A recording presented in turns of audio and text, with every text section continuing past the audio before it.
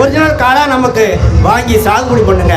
அந்த அரிசியை பள்ளி கல்லூரிகளில் படிக்கக்கூடிய மாணவர்களுக்கு, இளைஞர்களுக்கு கொடுங்க. அதனால் என்ன நன்மைங்கிறீங்களா?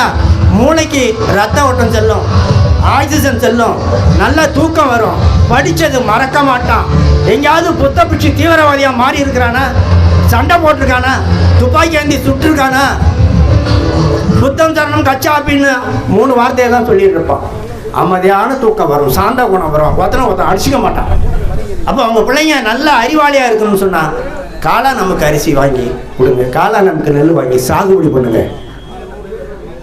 அன்னமழகின்னு ஒரு ரகம் இருக்குங்க, குங்குமப்பொட்டு கலரில் இருக்கும் நெல், அரிசி வெள்ளையாக இருக்கும்.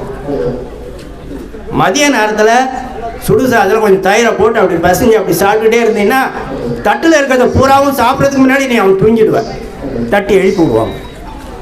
இப்படி எத்தனையோ அரிய